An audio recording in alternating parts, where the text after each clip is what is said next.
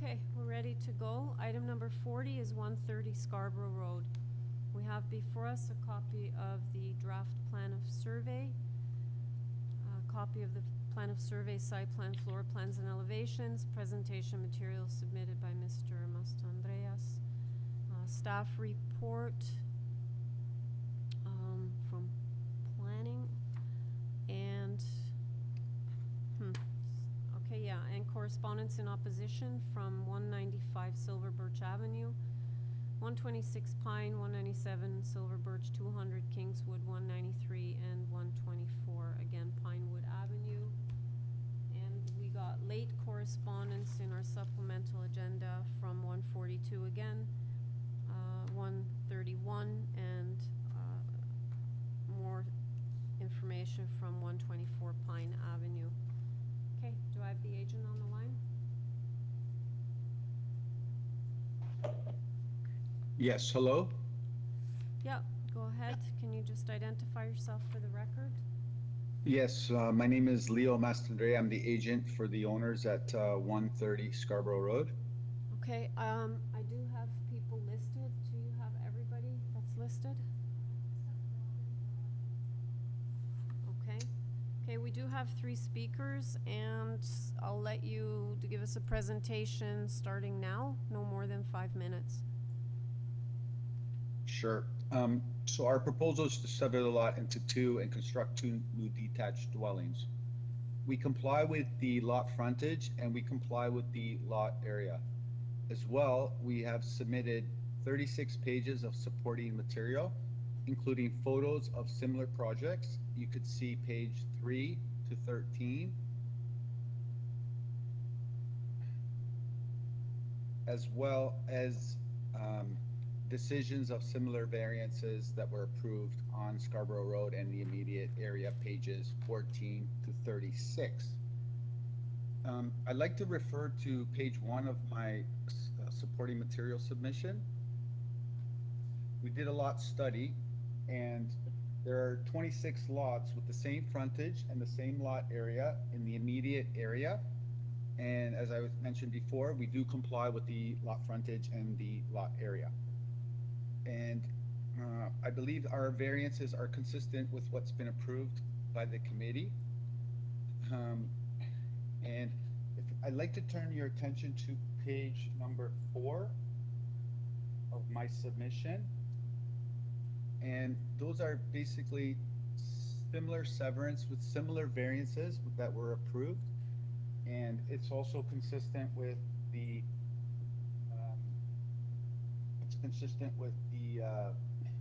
number 14 and 15 of my decision submissions.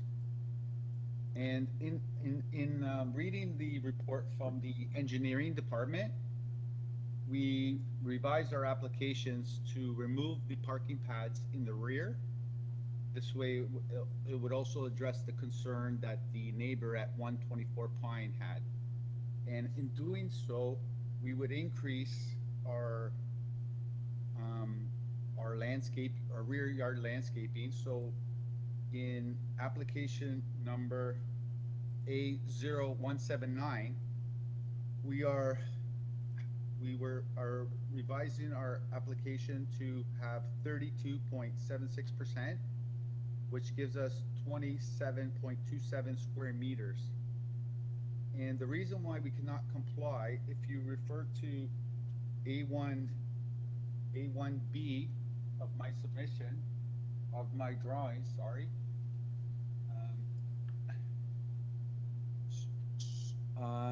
Okay, so for this one's the other application. If you refer to A1B of the other submission. So as you can see on this submission, because there's a right of way, all the 45-degree there in the rear, that's why we cannot comply. Even if we were to remove our deck, so we're removing our pad, and if we remove our deck, we still wouldn't be able to comply, only because of that right-of-way driveway that's in behind our property. Even if we were to remove our deck, we'd still be only at 44%. So I'd like to revise our application to read, instead of 15%, it would be 32.76. And instead of 12.55 square meters, it would be 27.27. Can I just stop you there? Can you just go by the notice? So we're looking at which one, 40B or 40C? Which notice am I looking at here? The one for,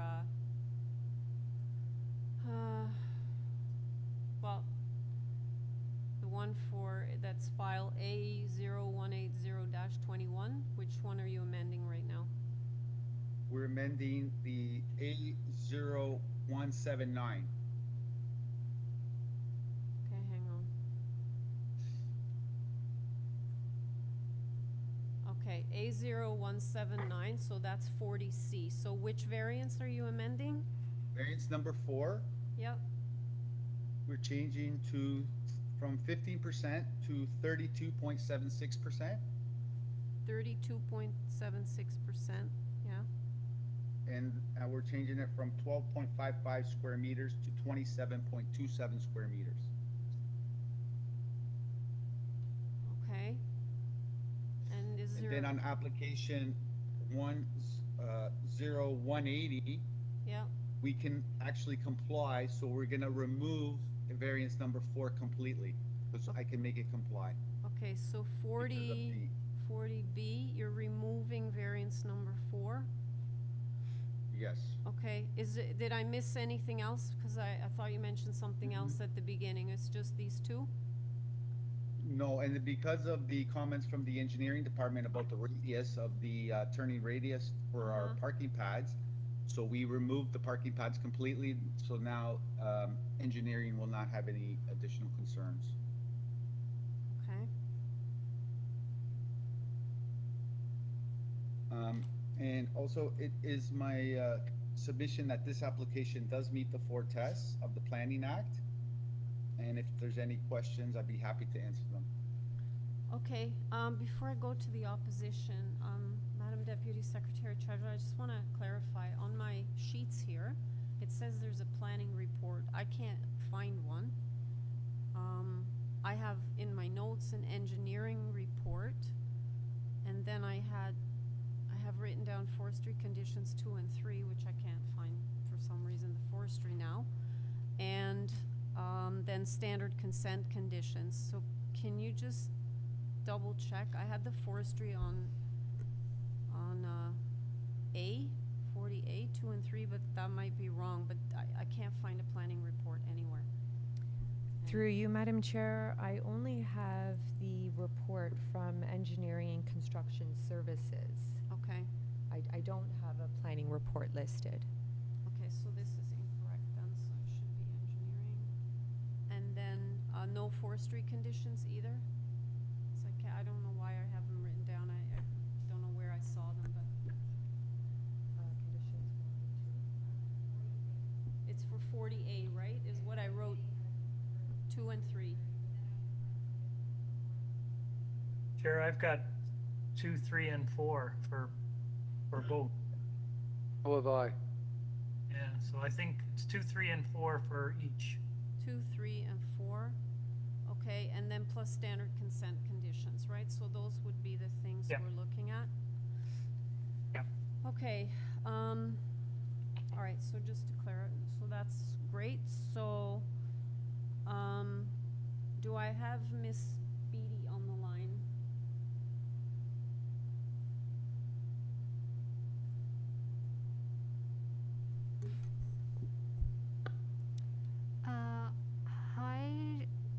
Hi Sheila, you're unmuted.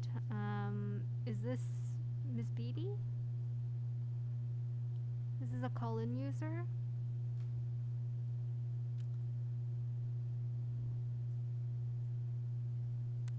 Through you, Madam Chair, I can give Okay, Sheila a call. can we, and while you do that, can we go to the next one? Mm-hmm. Okay, do I have, Mr. Boyle or Ms. Hooper? Hi, are you there?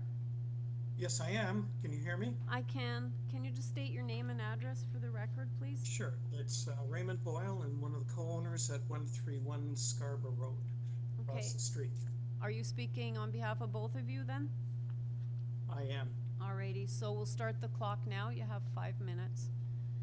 Okay, thanks for the opportunity of addressing the committee with respect to the application.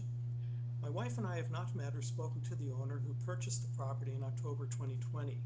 It is our understanding that the owner does not live at 130 Scarborough Road, but has guests living there. The owner's agent, Leo Mastrandrea, came to our home at 131 Scarborough Road the second week in August to advise us of the application. I told the agent that I did not agree with the proposal. To date, there has been no additional contact with the agent nor the owner of the property. An absentee owner moving on once any houses are built and sold with apparently no interest in addressing and dealing with legitimate issues brought forward by the neighbors in their committee submissions in opposition. The number of required variances for the applications to be considered is high in number, 14 variances and significant. The City of Toronto is prepared for the public a document getting to know the City of Toronto Committee of Adjustment. The topic of minor variance states, whenever your project or development largely complies with the rules on the zoning bylaw but does not quite, you need to apply for a minor variance. Example, the maximum permitted height for this building is 10 meters. The altered building is proposed to have a height of 10.5 meters. This example equates to a 5% difference between permitted and proposal, whereas the variances requested for these three applications are significantly larger in nature. These include, but are not limited to, AO 179/21 Toronto East York, 58.3% more floor space than the maximum permitted by the bylaw, and 25.6% higher wall height than the maximum permitted by the bylaw. AO 180/21 Toronto East York, 80.7% more floor space than the maximum permitted by the bylaw, and 25.6% higher wall height than the maximum permitted by the bylaw. With the limited frontage, approximately 42 and 5.5 inches, 42 feet, 5.5 inches, the size of the two proposed three-story homes, the proposed front terraces, the proposed side yard setbacks on the north and south side reduced to 0.61 meters from the minimum 0.9 meters required by the law, it will have the effect of the proposed development of appearing excessively large and out of character and scale for the neighborhood.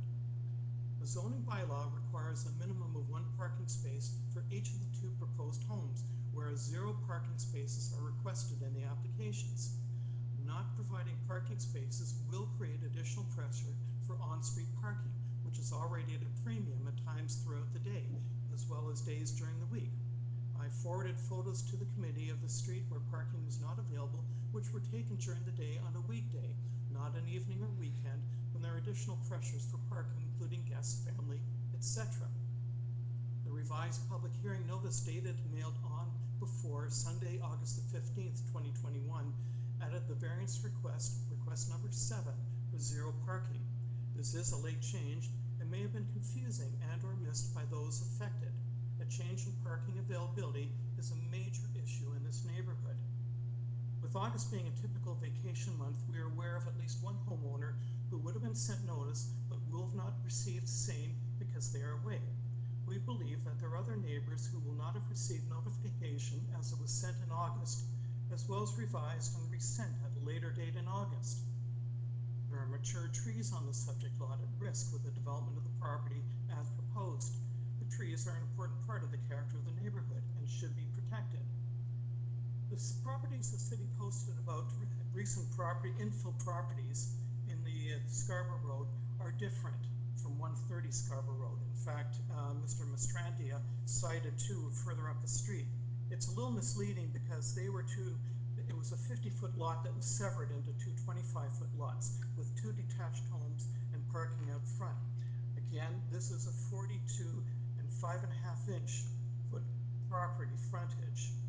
Anyway, the rest of the homes that the city posted in their the posting on the east side of Scarborough Road were all similar. They were formerly 50-foot lots that were severed, and the new homes all have on-property front of house parking. Perhaps given Mr. Mastrandia just mentioned some amendments and the concerns that the neighbors have with significant variances, perhaps a deferral would be in order. Thank you for your time. Okay, thank you, sir. Any questions of the speaker? Seeing none,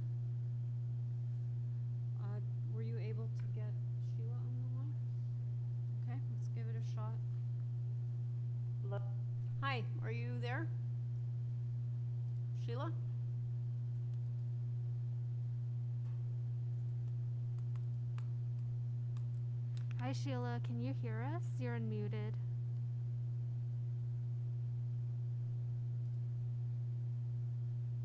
Through you, Madam Chair, I don't think we're able to reach them, even though Your it says it's recording has reached maximum length. If you're satisfied with your Okay, let's go to, Mr. Lawrence, if you wanna give her one more shot. Okay. And then, I'm also able to get Robin Dorado on the line, I believe. okay, so let's start with Mr. Lawrence. Lawrence? Okay. Yep. Sorry, 1 second. There, can you hear me now? Yeah, Mr. Lawrence? Yes, hello, my name is Burke Lawrence. I live at 124 Pine Avenue, immediately to the east of this property, and I share a right-of-way with this property and 126 Pine Avenue. It's a very unique placement. In the 30s, they moved my house onto the back of these 3 lots. And so it's important to recognize that most of the infilling that has happened in the neighborhood, and specifically the ones that Mr. Mastandrea pointed out, all have backyards, and they have been 50-foot lots. This is a 42-foot wide lot with no backyard. So any discussion of what will be happening to soft landscaping in a non-existent backyard, you can see from the pictures, is really going to be a problem for me. I have a problem with how they calculate their FSI based on the land they own, when a large part of that land is the right-of-way. They can only share this right-of-way. They can't use this land to make their houses bigger. I'm already surrounded by huge houses. I went to Committee of Adjustment a few years ago for the houses immediately to my west, and I now have huge structures right in front of my porch. So because of the unique character of my property on the back of these 3 lots, I think that there is an issue with privacy, with the space. The severance is not in keeping with the neighborhood because there's not enough space. The one house already dominates the backyard area. To sever this lot and have 2 houses with balconies, which will be overlooking my backyard, that will tower above the adjacent properties that are 2 stories, is again not in keeping with the balance of the neighborhood of house to land, not to mention the trees. There are huge trees on the property that haven't been adequately addressed. There is one in the front that hasn't even been marked on their plans. And there is an existing parking spot at the back of the property that services 130 Scarborough Road. That's not even being addressed in the new set of revisions that have no parking in the back, but now they have to ask for a variance to have the parking on the street. How can you have new houses with no parking that force the people to park on the street? And that's just 1 car. Every house has more than 1 car. This back area already has 5 vehicles that share it because there's an apartment building on the corner, 2 vehicles to the side of the right-of-way, and another that parks at the back. You should note that the garage that's at the back actually belongs to 126 Pine Avenue, the apartment building. So my actual parking spot is beside the garage, and the parking spot beside me that has a huge mature oak in it is the parking spot for 130 Scarborough Road. So we've addressed parking. I think that Ray did it earlier, spoke to it very well. It's a concern. The trees, I'm concerned that the late change in variances, like Ray mentioned, hasn't allowed enough of the neighbors to weigh in on the impact. Because yes, he's eliminated the parking in the back, but he's had to add a whole new variance to permit no parking for the houses, forcing the parking onto the street. So these last minute variations, to me, I think that a deferral might be in order. I think that's it. I have to soon get on a ferry here, so my time is quite limited. Okay, any questions for the speaker? Okay, thank you, sir. Okay, who do you have on the line? Thank you.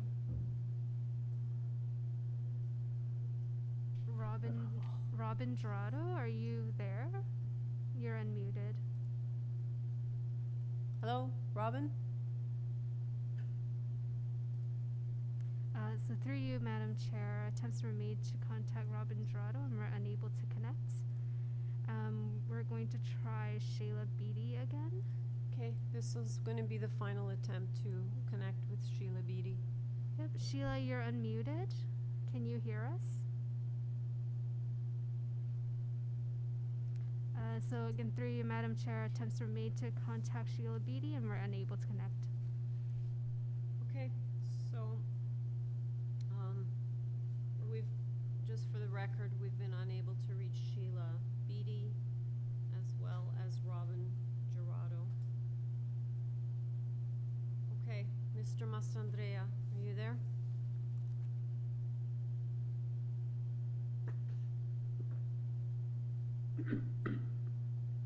Yes, hello? Yeah, okay. You've heard the concerns? If you can speak to the, Yes. Okay, can you speak to the concerns raised, please? Yes, when we're talking about our consent application, we do comply with the lot frontage and we comply with the lot area. They mentioned that we're extremely high on our GFA, but if you turn to my supporting material, page number 14 of my package, at 41 Scarborough Road, they were approved at 95%, and it was also a split lot, as well as a height of 9.53, which is consistent with what we're actually a little bit more than what we're asking for. And also, if you look at page number 16, 175 Scarborough Road, they were approved at a height, sidewall height from 7.5 meters to 10.7 meters, and we were only asking for 9.42. As well as 80 Scarborough Road, they were asking for a height of 9.97 and 9.97 on both variants number 2 and 3, and we again are only at 9.42. So we are consistent with what's been approved on the street, as well as in the area. As far as the parking is concerned, there's many houses on Scarborough Road with no parking whatsoever. And also, because it's close to transportation, I feel that it would be sufficient. And not to mention, we were addressing the engineering concerns and also helping our application by improving the rear yard landscaping of the properties. If you look at number 25 Pine, page number 22, they were approved at 0.99% and a height of 10.9. So I'm just looking at these variances, and we're well below what some of these have been approved here at the committee. If you have any questions, as well as there's additional, if you look at Willow at page number 28, 281 Willow was approved at 1.04. So I believe our proposal is consistent with what's been approved here at the committee. And if you have any other questions, I'd be happy to answer them.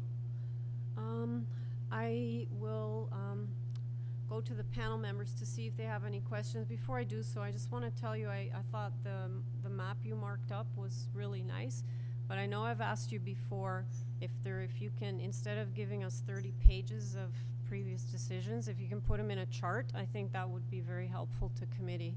So I throw that out there again. Anyway, panel members, do you have any questions? No questions for Mr. Niffel? Madam Chairman, I have a point of clarification, excuse me, for the applicant. If you look at the receipted information, there is no indication that there has been, and this is the point that Larry and I were referring to earlier, there's no indication that there is a forestry report. There is in fact a forestry recommendation, and you can find it under item number 42. There's a composite forestry report, and it includes this property. It's not at all clear what they're recommending, but I think the applicant at least needs to be aware that that there is a forestry report, and that it seems to recommend, just let me hold it for a second. It recommends condition 1 and 2 for 40A, and then underneath it, it says ×2 for 40B and 40C. I'm not exactly sure what that means, but it's quite conceivable the applicant didn't know that there was a forestry request, and I just wanted to draw it to his attention. Yeah, that's it there. It's on the screen now. Isn't it condition 2 and 3? That's what I had Yes. originally, so I So don't, what does the ×2 mean underneath it? that I don't know. It means the, to pay cash in lieu, 583 per tree ×2. Oh, okay. And then there are no conditions on 40B and 40C, is that correct? Yeah. Well, I think they're because they did it on the consent, I think it would cover both. I think so. Okay. Okay. Any other questions?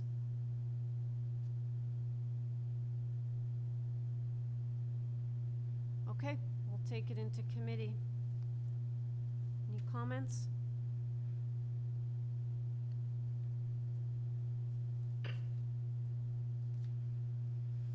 Mr. Reed? I'll start off with a couple comments. I think that this is all right.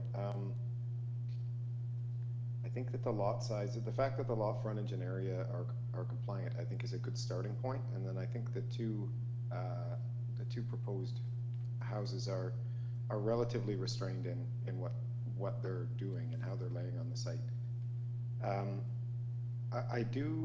I do think this is a challenging lot because of all of the easements in the back. And so I think because of that challenge, getting 2 units in, regardless of the parking issues, I think is a positive thing, especially with an apartment building just beside it. It's a mixed neighborhood in terms of building typology, and I think these would fit in. So I'll be supportive. Mr. Clay, did you want to add anything? No, I agree with what Peter was saying. Thank you. Okay, Peter, make a motion? Sure, I'll make a motion to approve the consent and the minor variances with, I guess, urban forestry 2 and 3 on the consent. And the standard consent conditions okay. as well. And did you want to second that, Mr. Clay? All right, so motion to approve, including the engineering conditions in the May 5th report, standard consent conditions, forestry 2 and 3 on the consent, moved by Mr. Reed. Oh, and that would be, Mr. Reed, that's the application as amended, right? Because variance. Pardon me, yes, Yeah, as amended with okay, the removal. Yeah, so the removal of variance number 4 from 40B and from 40C, variance number 4 was changed to 32.76%, which is 27.27 meters square. And then the parking pads were being removed, I guess, from the site plan also, okay? So. Yes. Pardon me, that's right. Yeah, no, that's fine. So that motion was moved then by Mr. Reed and seconded by Mr. Clay. All in favor? So the application is approved as amended. All right, item 41 was dealt with this morning. So we now go to item number 42, which is number 1 Gibson Avenue. Just give me 1 second. Okay, we have before us a copy of the plan of survey, site plan, floor plans, and elevations. Covering letter from the agent, Mr. Swadron, correspondence from the owner. We have email correspondence from planning. Actually several communications from them, as well as traffic planning.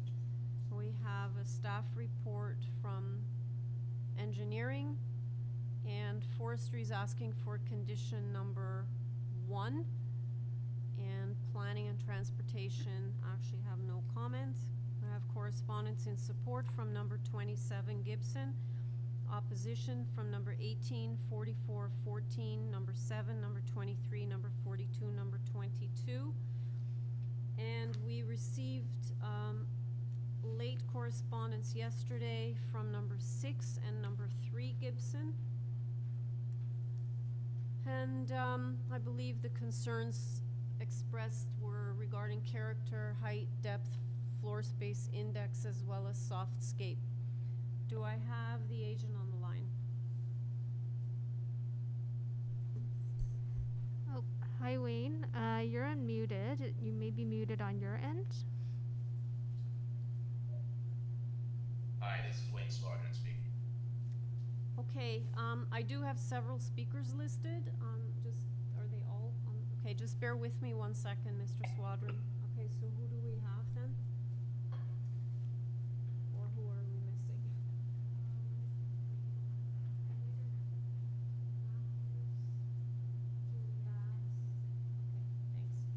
Okay, thanks. Okay, so I have 4 speakers on the line. So if you can do a presentation, no more than 5 minutes, starting now. Thank you very much, Madam Chairperson. You may not be aware, but I have been instructed by our client to request deferral of this application. A letter was submitted just an hour ago or so with that request, and we would like an opportunity to have further consultation with the neighbors in order to address concerns that may be raised. Okay, yeah, we were not aware. So is your intention then to potentially make modifications and revise your variances and come back with changes? Yes, I believe that's the direction we'll be going. Okay, I'm going to go to the speakers because I'm sure they've been waiting around for a long time, so I just want to get their take on the deferral. Do I have Candace or Tom Hart on the line? Yes, this is Tom Hart. My wife Candace is here. We're delighted with what Mr. Squadron just suggested. We believe that there's a chance to achieve unanimity in the neighborhood, and welcome the opportunity to have some further conversation. Okay, thank you very much. And just to confirm your address? 7 Gibson Avenue. Okay, thank you very much. Do I have Audrey McKinney? Yes, I'm here and I approve the deferral. Okay, and if you can just state your address also? On number 18 Gibson. All right, thank you very much. Mr. Vox?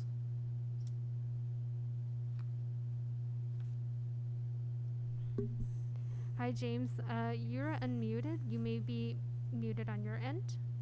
Thank you. It's James Knox and my wife Michelle from 3 Gibson. We're very happy to hear about the deferral.